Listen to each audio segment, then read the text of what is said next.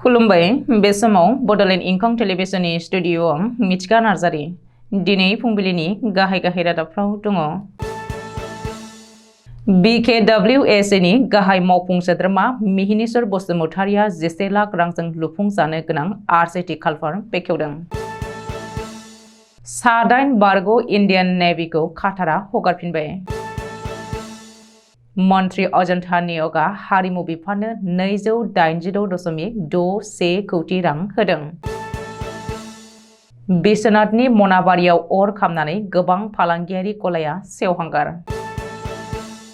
सुद लानानै रां दाहार हरग्रा 3 सुबुंखौ गौरिपुर पुलिसआ हमदों। दानिया फैदोनि आबुं रादाबाव।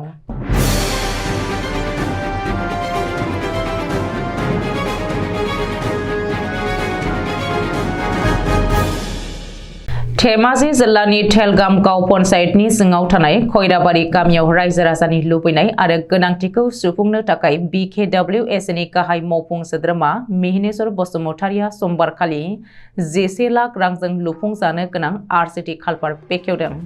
बे बेखेवनाय हाबाफारियाव धेमाजि जिल्ला खौसेथि बर' सुबुं आफादनि लेङाइ आफादगिरि रबिन बर', लेङाइ नेहाथारि समनाथ महिलारि आरो गेजेर जनाय दख'रा एबसु, गेजेर जनाय दख'रा UBPनि बिबानगिरि बाहागो लायो।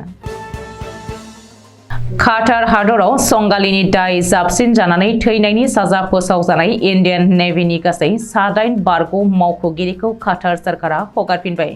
काटार हादरनि दाहरा ग्लबेल मुंनि मोनसे कम्पानियाव साख्रि मावहैनो थांनाय गासै सा-8 इन्डियान नेभिनि मावख'गिरिखौ इजराइलनि संगालि मावदों होननानै काटार पुलिसआ हमदोंमोन आरो बिजिरसालिया थांनाय अक्ट'बर 2023 आव थैनायनि साजा फोसावदोंमोन। नाथाय भारत सोरखारनि दुखु मोननाय फोरमायहरनायाव काटार सोरखारा बिजिरसालिखौ खावलायफिननायाव थैनायनि साजाखौ थांनाय जानुवारि 2024 आव बोखारफिनदोंमोन। आथिखालाव हमजानानै जोबथेसालियाव थानांनाय सा-8 बारग' इन्डियान नेभिनि मावख'गिरिफ्रा भारतआव गावबा गावनि न'आव फैफिनजोब्बाय होननानै भारत सोरखारनि बायजोआरि मन्त्रालयआ मिथिहोदों। हारिमु बिथिङाव जौगाहोनो आरो बांसिन खामानि मावहोनो बे खेबाव राङारि मन्त्रि अजन्ता निय'गआ गावनि रां थफ्लानिफ्राय 2024-2025 मायथाइनि थाखाय हारिमु बिफाननो गासै 286.61 कौटि रां एलकेशन होदों।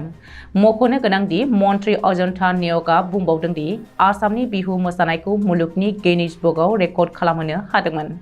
बेनि अनगायैबो आसाम सोरखारा आथिखालाव मोनफ्रोमबो रेजिस्टार जाखानाय बिहु कमिटिफोरनो बैसागो फोरबो खुंनो थाखाय बोसोरफायाव 1.5 लाख रां होदोंमोन बैसागु खुंफुं आफादनो।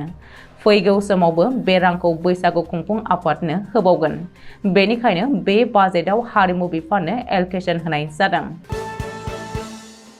बिश्वनाथ जिल्लानि मनाबारियाव मोब्लिबारि सर्ट सार्किट जानानै रोहो खामनाय अरजों गोबां फालांगियारि गलाफोरा खामग्लिनानै सेवहांगार जादों। अदेबानि अर खामनानै गोबां धोननि खहा जादोंब्लाबो नाथाय रावनिबो जिउ खहा जायाखै होननानै फोरमायथिदों। आथिखालाव अर खामनानै कौटि रां खहा जालांबाय।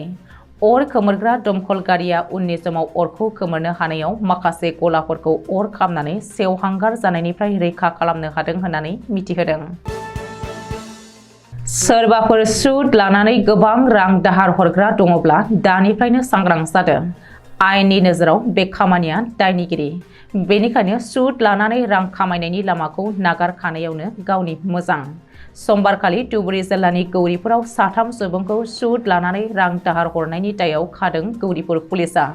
हमजानाय 3नि मुंखौ फारियै माल्टी खामार गामिनि मोहम्मद आली, आस्था मिरसर गामिनि शफिकुल इस्लाम आरो आलमगन्जनि मतियुर रहमान होननानै सिनायथि होदों पुलिसआ। दिनै फुंबिलिनि रादाबा एसेनोसै। गोजोन्थों।